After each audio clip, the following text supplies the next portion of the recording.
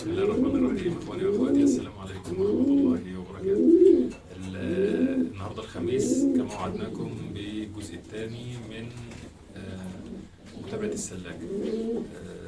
تعالوا نشوف الفيديو مع بعض ويا رب يعجبكم. دول اناث لقيتهم بيعرجوا شويه برجليهم فعزلتهم. هم كويسين جدا، بياكلوا كويس، مظبوطين، مفيش اي مشكله. خدوا جرعه كوليبريم اردني ومعزولين، هم بياكلوا كويس، صحتهم كويسه جدا الحمد لله. هلاقيهم قريب ان شاء الله. ده التحديق يا جماعه، 24 ساعه قدام الحمام. ده العلف هنقشط دلوقتي طبعا. ده قص كنت محضر تحته زغلولين ابيض، اخوات لحد حبيبي يعني، هو هيسمع الفيديو طبعا. ده قص منهم اللي فضل في السلكه دي. ده ابن المستورد، ده ابن المستورد يا جماعه. شحامه عريضه قد ايه يا جماعه؟ دي الدبل اللي بقول لكم عليها بلبسها للمستورد، برتقاني واصفر. ده زغلول ابن المستورد. يعني كان بيقول لي ما تلبسش الدبلتين في رجل واحده، لبس لي كل رجل فيها دبله يعني. بس للاسف معلش اهو انا الفيديو اهوت هو هياخد باله منه. ده اخوه نافق النهارده اهو، لابس كل دبله في رجل. هقص الدبل ديت دلوقتي اهو يا جماعه. ده نافق النهارده، كان رفيق، ده رفيق الزغلول اللي جوه ده. تمام. ده انا محضن تحته لان النتايه دي كانت اول مره تشتغل، فانا قلت خفت يعني ان هي ما بيتها يطلع فيه مشكله ولا حاجه، فحضنت تحت القص ده. كويسين جدا لحد دلوقتي، ولكن النهارده لقيت الزغلول ده نافق يعني. يلا نقشر بقى مع بعض.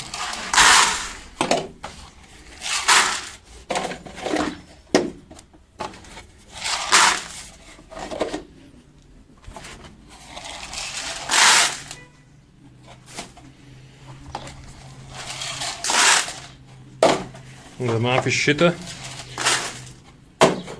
تغذية الحمام لازم تكون كتير، يعني الحمام ياكل ويشبع عشان يدفي نفسه.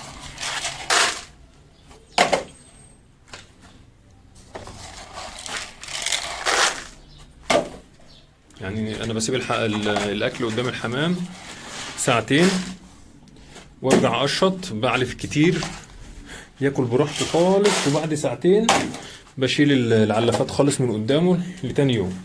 منها ان انا علافات تفضل نظيفة، ومنها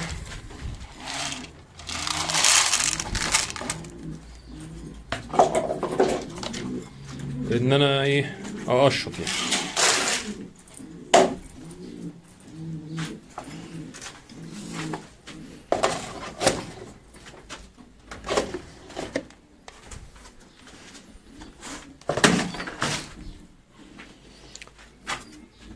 طبعا يا جماعة العلافات دي انا غيرتها مرتين،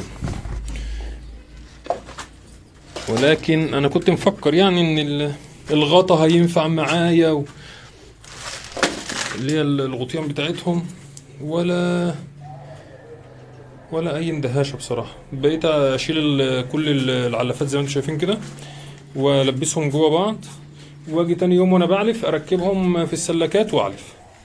ليه بقى بعمل الحركة دي؟ لاني كنت باجي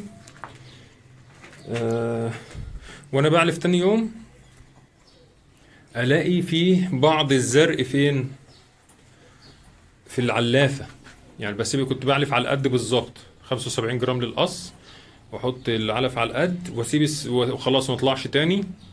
لحد تاني يوم الاقي ايه بقى؟ الاقي فيه زرق في بعض العلافات. ابص الاقي 3 علافات في السلكة فيهم زرق، ما اعرفش اعلف فيهم. كنت انا طبعا جايب علافات بزيادة، اللي هي دي طبعا ما عدتش برضو بستعمل الغطا ولا اللي هو اللي بيعزل الاكل من جوه ده عشان تتعمل زي الاوتوماتيك، علافه اوتوماتيك. دي اللي بتاخد 2 كيلو. خلاص انا بقيت اشيل العلافات وخلاص، لا احط غطا ولا حاجه. البسهم في بعض وانا بقشط، وتاني يوم وانا بعلف اركبهم فين؟ اركبهم في السلاك. دي السلاكه يا جماعه الجديده اهي، طبعا استاذ احمد اشرف.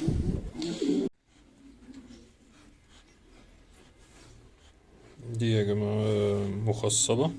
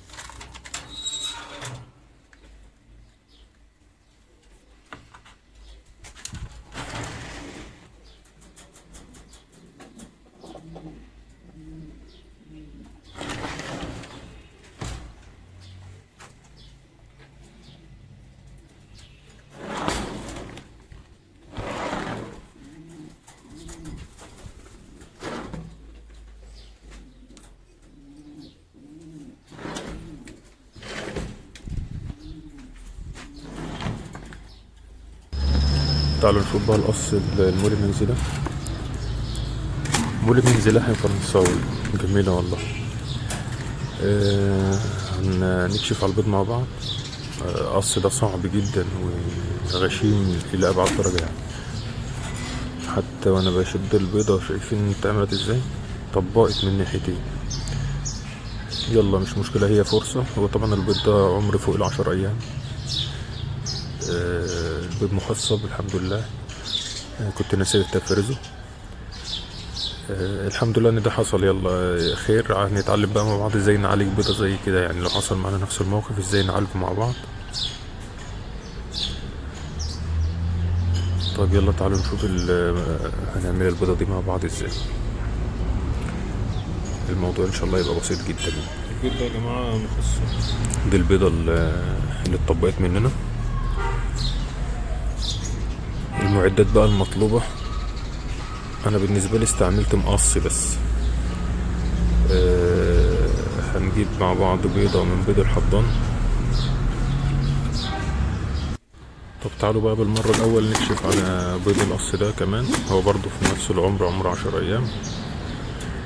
نكشف على بيض القص التاني اللي جنبه ده، ونرجع بقى نعالج البيضة المكسورة. المتابعة يا جماعة جيدة في فرز البيض. بتجنبك حاجات كتير جدا، من ضمنها أهم حاجة الوقت. ما يفضلش القص راقد على البيض فترة طويلة وهو أصلا البيض فاضي يعني. ده البيض برضو ما شاء الله مخصب.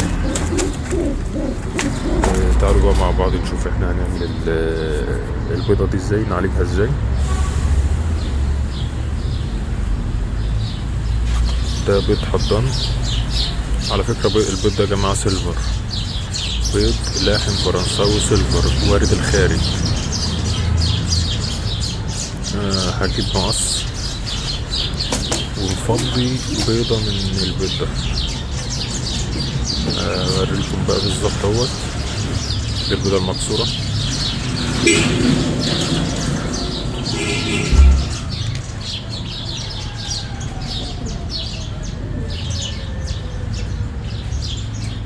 نفس الحجم تقريبا.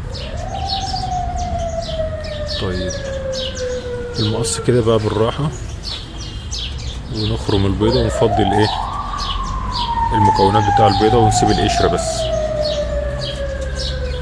الموضوع بقى لا محتاج بقى عجين ولا اي حاجة، هي الموضوع سهل وبسيط جدا. ادي البيضة يا جماعة اهيت بعد ما فضيناها. هنقص بقى ايه حتة اكبر من الحتة المتطبقة بشوية.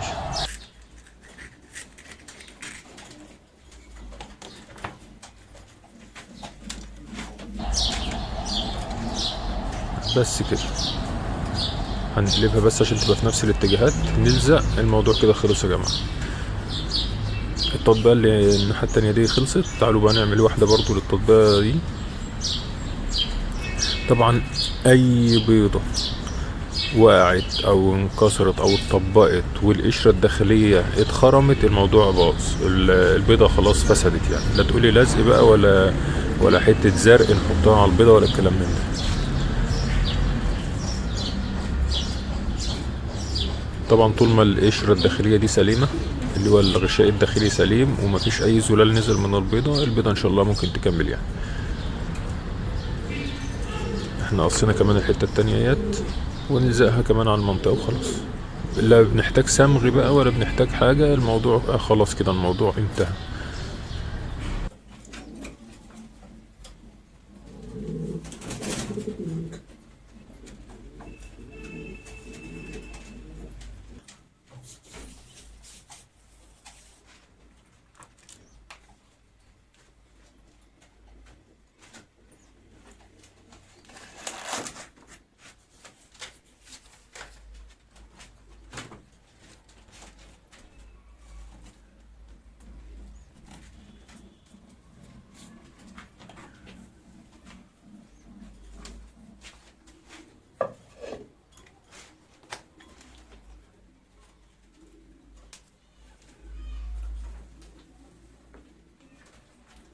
انا بس هعمل حركة صغيرة كده، نحطها على الجير اللي هو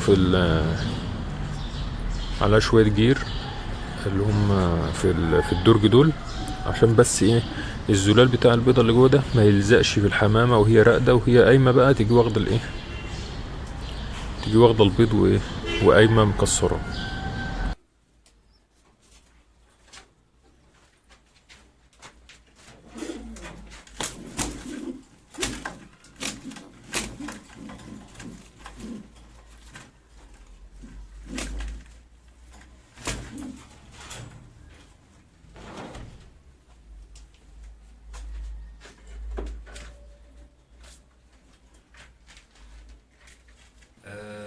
كده الفيديو بتاعنا يكون خلص. اتمنى يكون عجبكم وشكرا والسلام عليكم ورحمة الله وبركاته.